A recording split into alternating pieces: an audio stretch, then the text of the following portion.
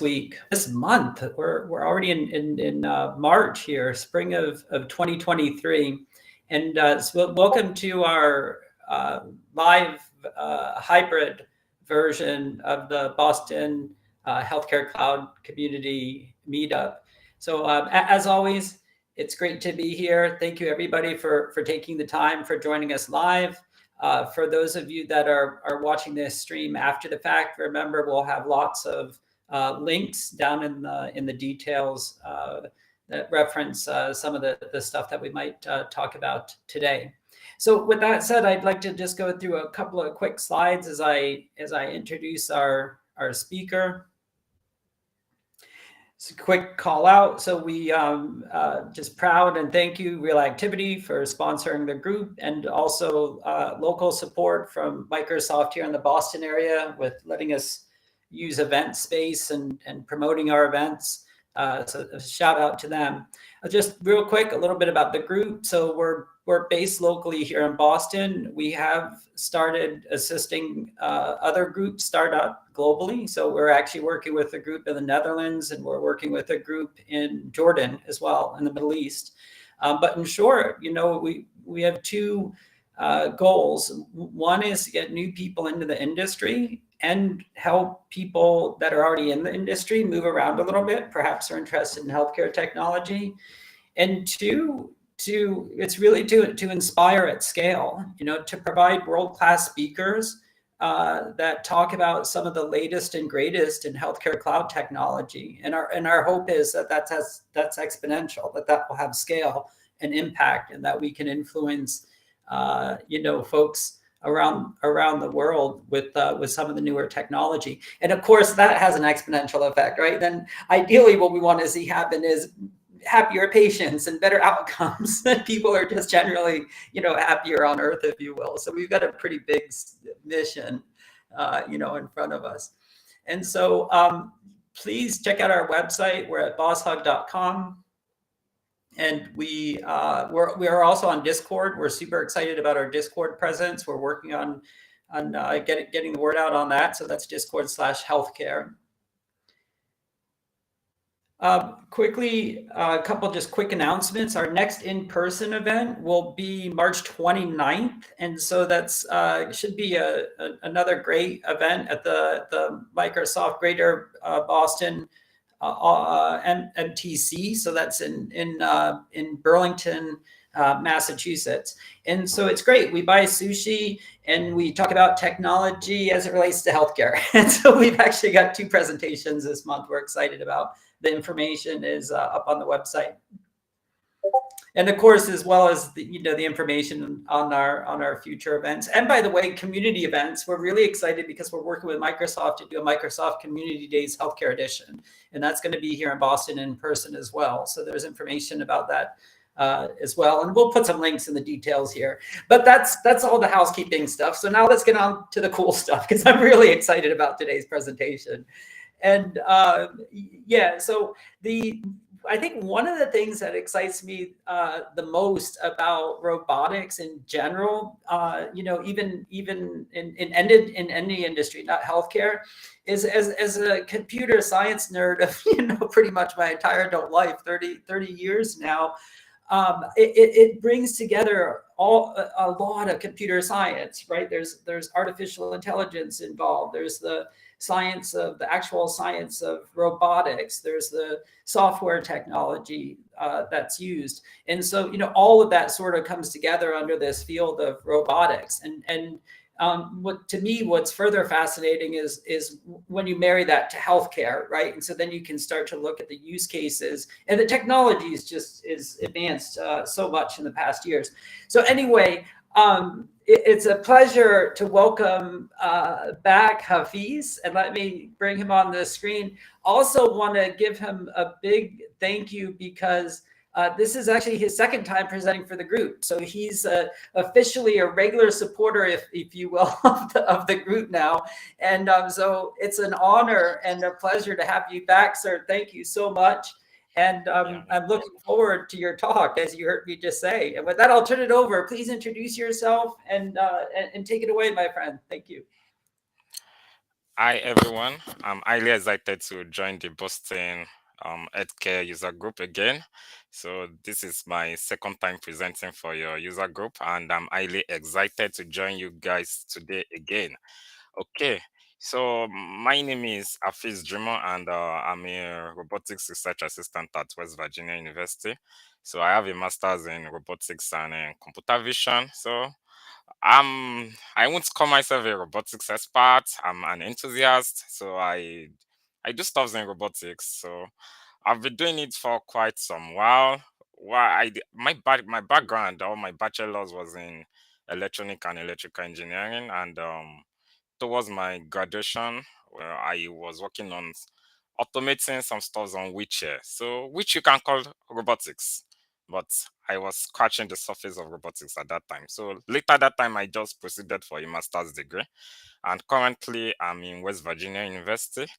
And I we are going to begin our talk where we talk about the intersection between the robotics and healthcare. So is there any is there any link? Is there any link between both of them? So first of all, I want to ask us, what do you think of when you hear the word robot? I know some of us must have watched different kind of movies, Terminators and the likes, and we have seen robots doing some cool stuffs. Sometimes we think, oh, this is science fiction. Oh, maybe it's not going to happen soon. How soon is it going to happen? So what do you think? So for most of us, when we hear the word robots, we think sometimes some people think in terms of autonomous cars, the Teslas, we think of humanoid robots, we think of drones, we think of industrial manipulators um, that we can use to assemble stuffs. And we have a lot of other stuffs like that that people generally think of when we hear the word robot. When we hear the word robot, that comes to mind. So anyway, when we look at it, we see that robotics is this is part of robotics. This is robotics, but robotics is as much it's also more widespread. It's more encompassing than that.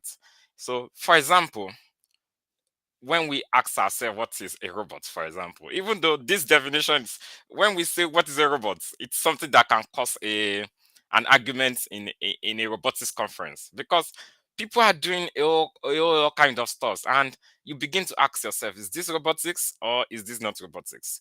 So but basically, when we take any robotic system, we can see that is any system that can sense, and based on what it senses, it acts on it and it uses it to decide.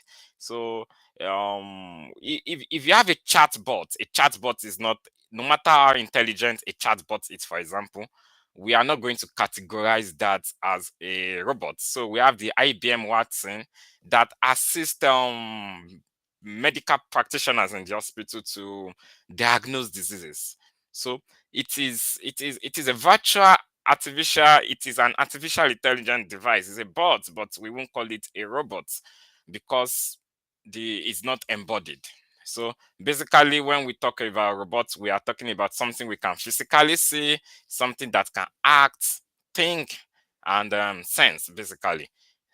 So when we now talk of I believe my slides are moving. Yeah. So when we now begin to look at, okay, we want to talk about healthcare.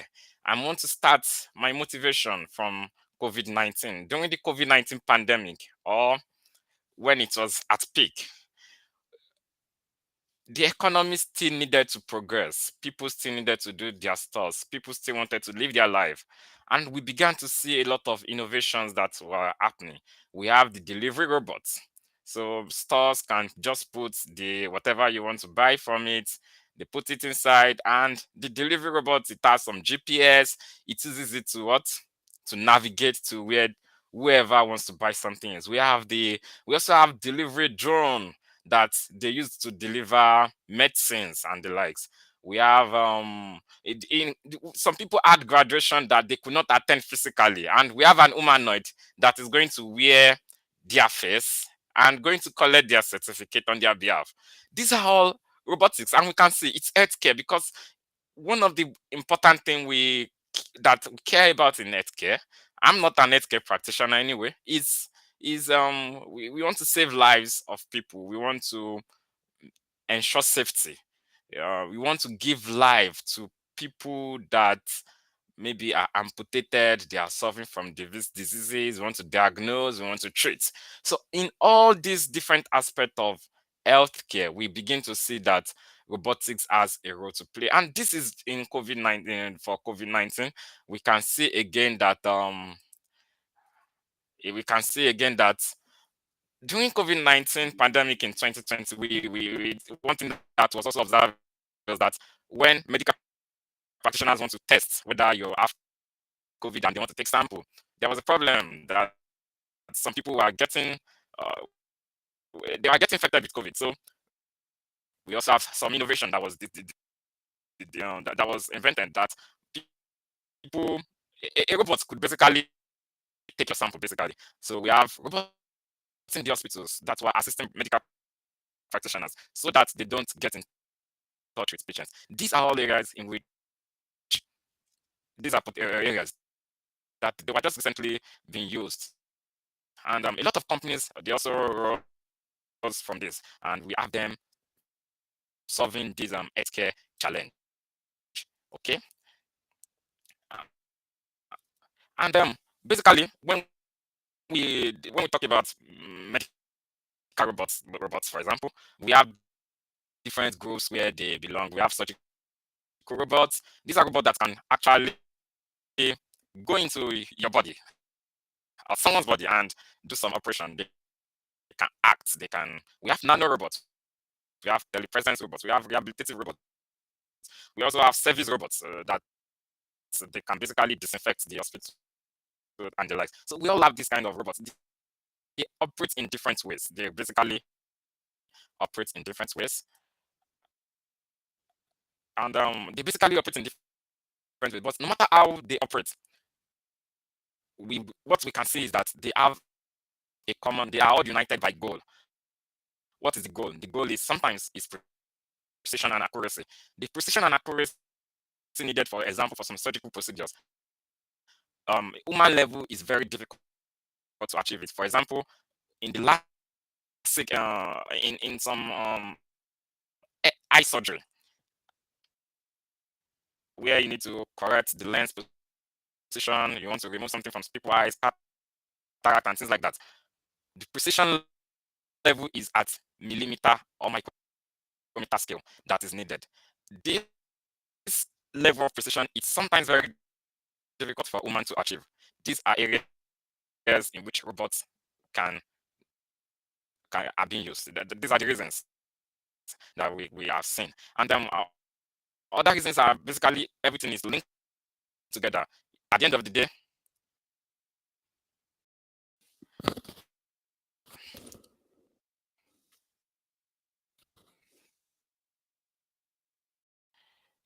okay, let me just confirm my microphone is good. Yeah, it looks good. Okay, yeah, I think that's much better. I'm sorry, it was just breaking up for a minute, and it may have even been on my end. So if it was, I apologize. But this is such great content. I wanted to make sure that people can, could hear you. So thank you. But I can hear you now. Thanks. Okay, so it's going. The voice, you can hear me perfectly, right? Yeah, it sounds like it's still cutting just a little bit, but it sounds better, than it was. So. What about now? Does it look good? Yeah. Is it better now? I think so. Tresha, do you hear it on your end as well, or is it just me? Yeah, I can hear it as well. Also on Okay. the live. You can. Okay. Hafiz, can you try one more time, just speaking? Okay. So about healthcare and the why. Why Yeah, do we it's want still robotics in chopping. healthcare? It's still breaking up quite a bit. Yeah, yeah.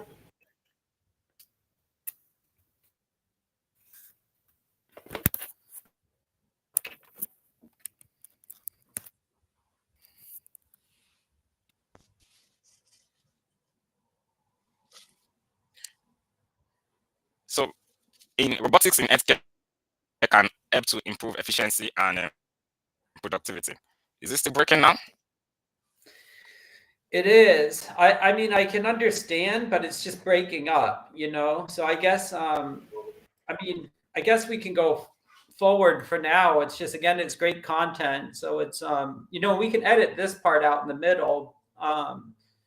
Is there anything else you can think of that might cause that issue? Or Sincerely, there's nothing I can think of. It looks great. We tested it yeah, before the session, and everything works fine. the video is fine. It's almost like it almost sounds like when Bluetooth cuts out. You know what I mean? But you're on a corded. You have a cord in your microphone. I noticed, but that's what it sounds like. It sounds like almost like when Bluetooth goes out on the mic slowly. So, like when it goes. Okay, maybe in I should and just out. remove the mic.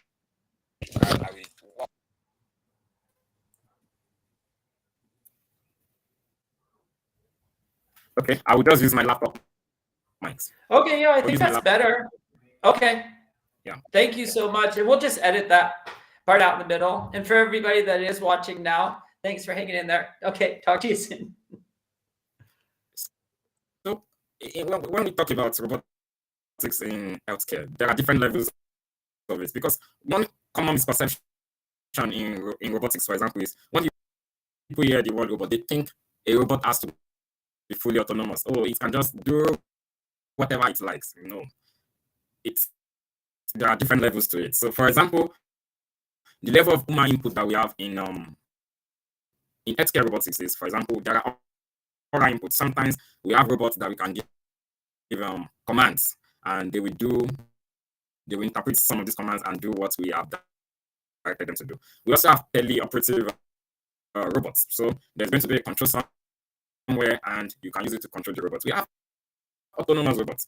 Autonomous robots are currently not being used on human beings to treat, like surgery, but they are being used for like disinfectants. So I want to disinfect the hospital environment, for example, or the patient's ward, and we cannot go inside. So we can take a robot inside.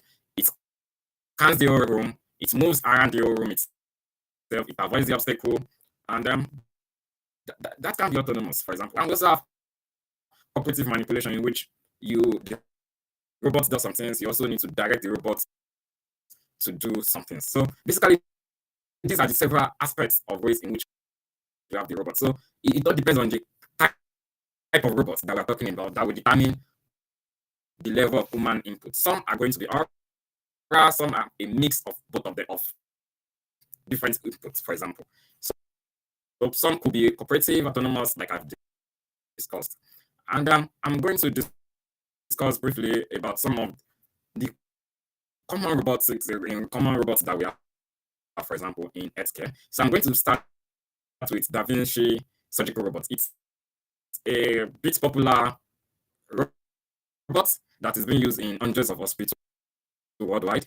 So this surgical robot can actually be used for different kind of surgery that you need to go inside the body. It can be used for it. And the really interesting part of this Da Vinci surgical robot is that the incision, the cut you need to go, you cut on the human body is just 1 centimeter incisions, which is really, really small. The minimum for most incisions in which we have an human surgeon is 15 centimeters. So what is the implication of this? When humans cut the body to do surgery, the implication is that you have much blood loss, the body, it takes longer time to heal, and things like that. But with the Da Vinci surgical robots, we can see now that the incision can be smaller. But the Da Vinci surgical robot is not autonomous. The surgeon still needs to work. The surgeon still needs to use the console to direct it. The only thing is that it controls it, and it has cameras all around. So it also gives the surgeon a wide view of what is happening inside the body, and you can use it to navigate wherever you want to do. You can use it to make cuts, to remove part of the body. You can use it to do all those kind of things, and that is about the Da Vinci surgical robots. And another part basically what we need to understand is for the open surgery, for example, just hold on, my slide is in minimally invasive surgery, for example, what we usually have previously is that surgeon goes into the patient. That is what we have in open surgery. But in minimally invasive surgery, there is going to be something in the middle where the surgeon needs to have some instruments that they want to use. But when we now have a robot, that's like the Da Vinci that I mentioned earlier, it's a bit different. So it's a bit different. We have the surgeon, he has a master controller used to like a console that used to guide the robot on where to go and what to do. Then we have the patient side robot, which is the actual robot that does the thing, and we have some instrument or camera that we operate on the body. So the new thing is the master control and the patient side robot and the camera. That is basically the new thing that we have. So the Da Vinci surgical robot is not the only robot that we have, but we have some other types of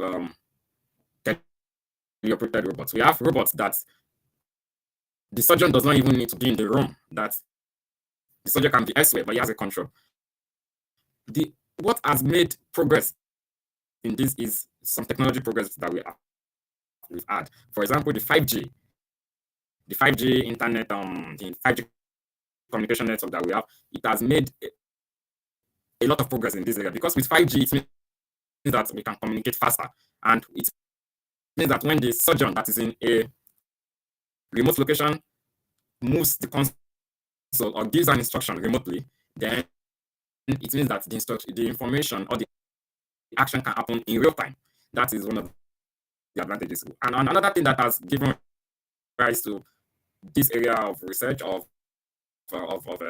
innovation is cloud, the cloud services that we have. So it has also contributed to tremendous growth in this area. So, and we have in the chat, we have someone that is a neurosurgeon that is also telling me that we have another robot that they use for spine surgery. So these are the areas in which robotics are being used. So thank you for that.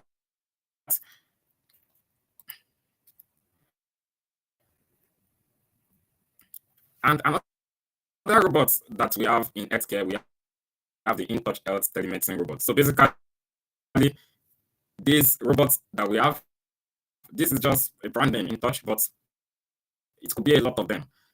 It can communicate with the patient remotely also. So the doctor you can see the doctor trying to communicate with the patient and can give some instructions basically. So it is a telemedicine robot. So which means that the doctor does not sometimes need to be physically present, but we may still need an healthcare assistant or a provider. But it means that maybe when we need 10 people in a room, which can also make them be at risk of some certain diseases, especially with infectious diseases, it means that we have reduced the risk for the healthcare practitioners. Because, for example, during the peak of COVID-19, what we see is that a lot of medical practitioners were also getting infected with this disease.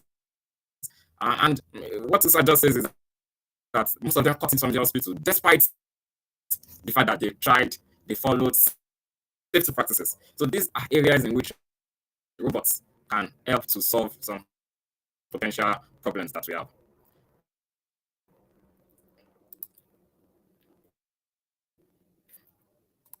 Okay, so we also have the nurse bot. The nurse bot is basically like a telemedicine robot that I mentioned the other time. So basically it can basically allow it also has it can do manipulation. So which means that it has an arm that you can use to pick up things in the room. So basically this is basically useful for elderly people that basically need someone to stay with them.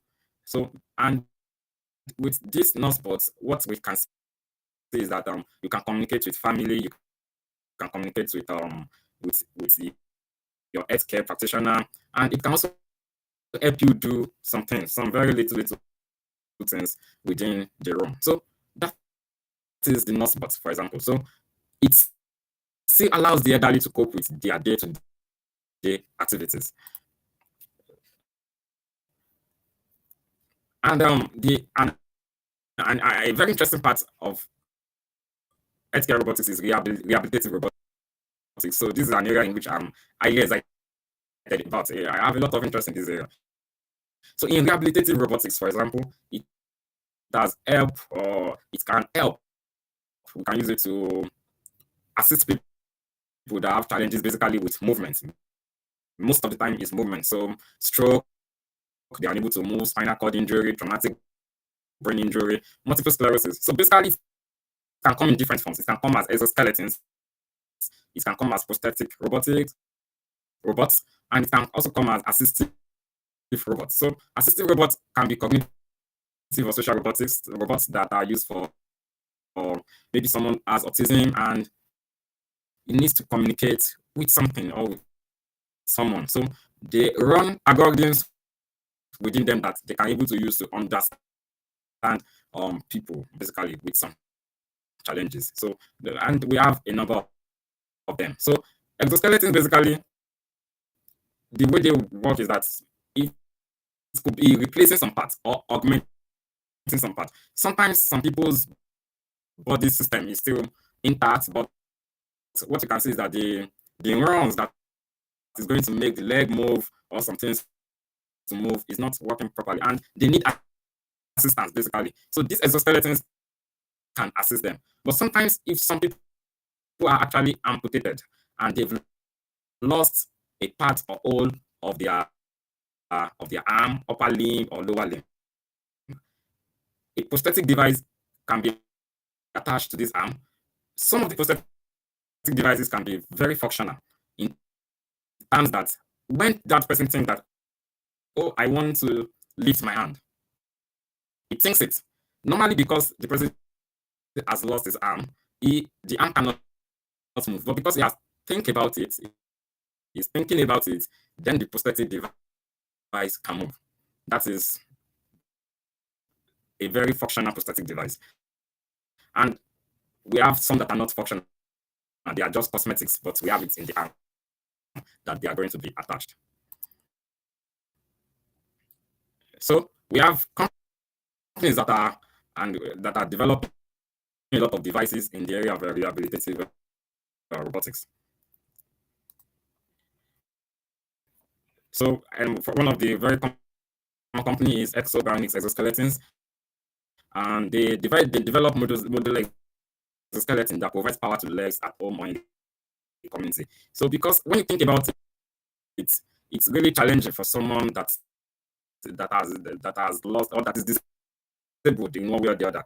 We need to be able to give hope. They still need to also live their life, their normal daily life, and that is what rehabilitative robotics is all about, especially exoskeletons. How do we still want to make them move around, do their daily activities, and also recover? Sometimes people need help recovery, and they can't just be in the hospital 24 hours, where the healthcare practitioner is going to be assisting them.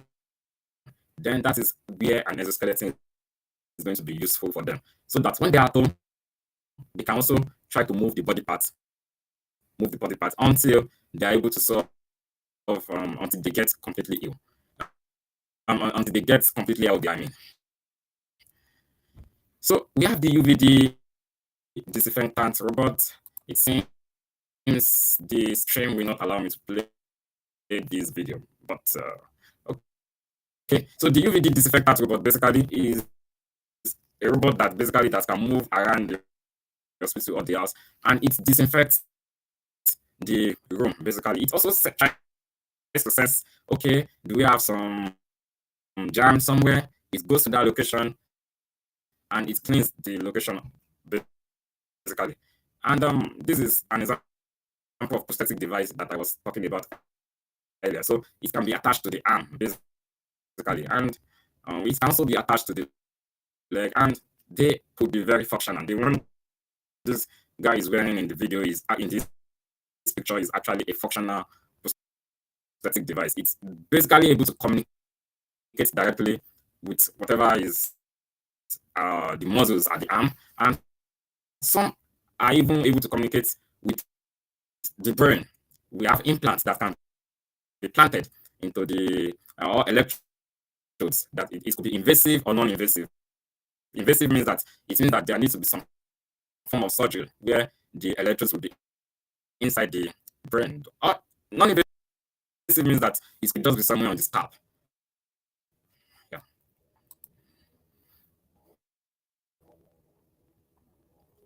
Now, another not very common to, it's common in healthcare, but what I mean by not very common, or what people may not regard as robots, is nanorobots. Nanorobots are basically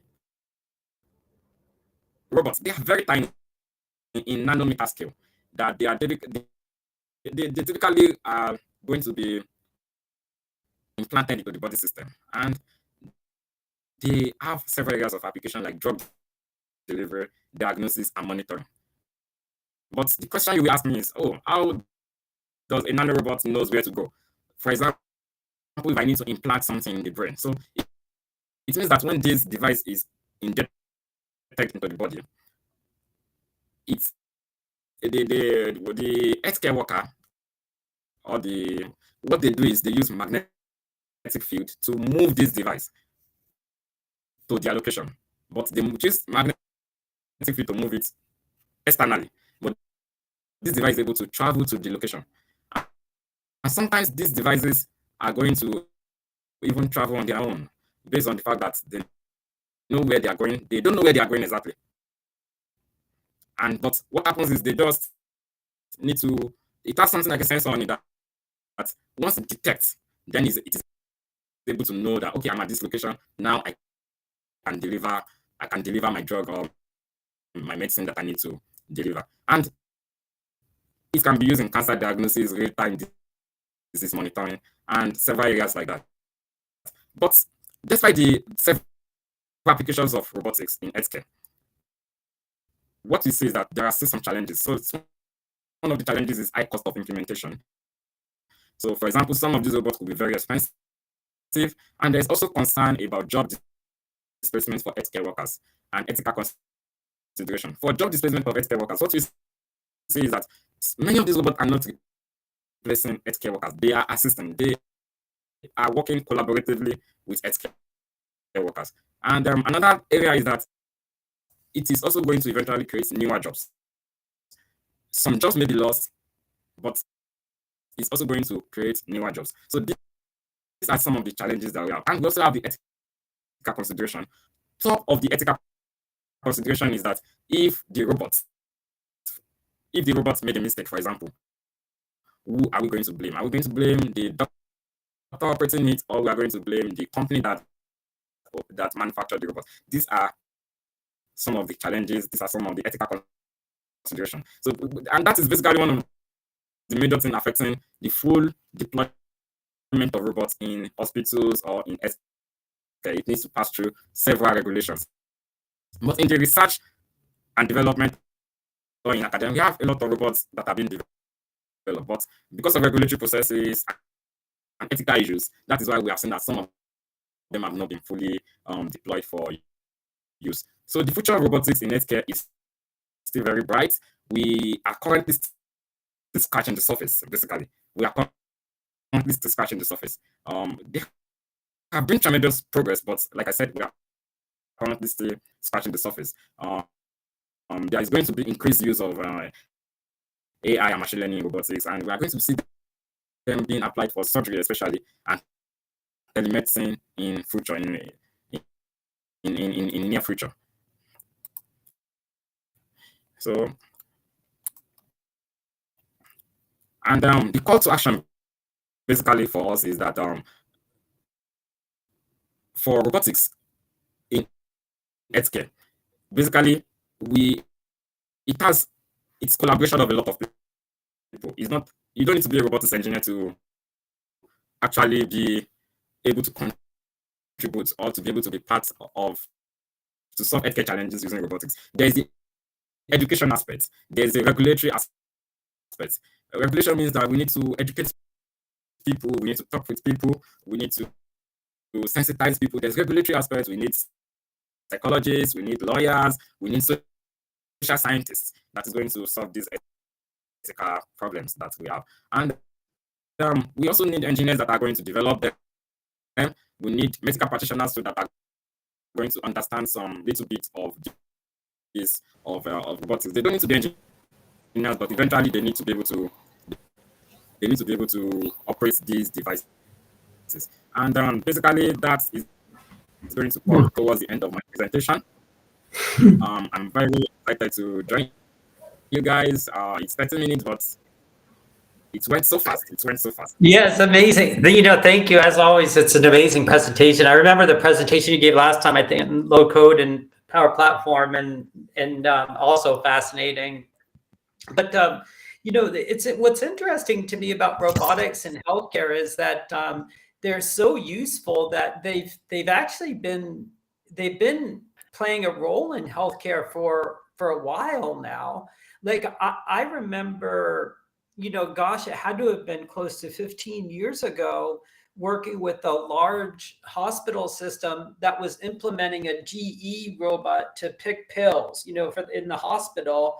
It would basically, now it didn't look like a robot, it was a room, and it had a robot in the middle that would pick the appropriate medication. And then they even had a system where that would go into, tubes, much like the banks use, they used to use for at the drive-in, and then that would shoot the pills up. Now, and again, but that was 15 years ago, and it solved an amazing, important problem, which was overdosing and mismanagement of medicine, right? Because if you had the computer take care of it and the robot take care of it, then you sort of eliminate a lot of the human error, right? So for me, it was fascinating to see your examples of like, that was 15 years ago, and now these are all the other ways that, these robots are starting to be used. From, you had remote patient monitoring and home care, which was awesome to see that example, and the nurse bot. So yeah, anyway, I could go on and on and on. It was fascinating to watch. Thank you. Yeah, you're welcome. So anyway, with that said, well, thank you everybody for tuning in. And again, if you're watching this after the fact, we'll make sure we'll have a lot of links. As a matter of fact, have these two quick questions. One, can you just, in closing, do you have just 1 or 2 sentences of advice for anybody that might be looking to get into robotics? And the second question is, do you know of any good companies or robotic kits that people can use to get started? Now, if you don't know the answer to the second one, because I know I haven't asked you that question, I didn't warn you ahead of time, you can tell us after. We'll put a link in the description, because I'd really like to find one myself, some sort of like, intro to robotics kit that maybe ties into some software or something. So anyway, with that, so yeah, any advice for people? What do you think on these two things? Yeah, generally for advice for people is basically, if you want to solve some problems in robotics, it all depends on the level of problem you want to solve, basically. So if you want to be an enthusiast, just want to develop some devices or toys at home, and you want to see how stores work, yes, that may not be challenging. We have some robotics kits, we have the Arduino that can use the Raspberry. We have some basic stuff. We have some drones that you can buy on Amazon, on different places like that. So maybe you can mail us a couple links, and we'll put them in the description. So yes, I can make a call. I can do that for you. Okay, awesome. We have those ones, but all right, cool. All right, my friend. Thank you again. Because robotics is still a very developing field, and by and large, we are still scratching the surface. Sometimes people need to, if you really want to solve some very hard problems, sometimes you might need an advanced degree, for example, in robotics. But without an advanced degree, if someone has a lot of enthusiasm and curiosity, then one is going to be able to develop stuff, because robotics is really multidisciplinary field. It has electronics, it has mechanical engineering, it has computer science, and it has progress. So it really needs it's a combination of several fields. So it's really a motivation and enthusiasm that can get you going, and because it's beyond math. Math is the foundation, but it's beyond just knowing math basically. So, and we have online courses on Coursera, Udacity that can get people started. And Yeah. So a lot like computer there's science, you need the math Yes. foundation is helpful. Yeah. yes. Awesome. But again, there is robotics education where you just need to. We also need robotics education because we have seen that people have some misconception about robotics. So we also need people. You don't need to be core experts in robotics, but you need to educate people about it. So this is also an aspect that is very important. Yeah. About robotics in generally. Awesome. Well, thank you I think again, that my answers friend. your I question. appreciate your time and your commitment to the community. And you have an open invitation. So I look forward to hearing more from you of anything you'd like to talk about in the future. Thank you. Okay. Yeah, you're welcome.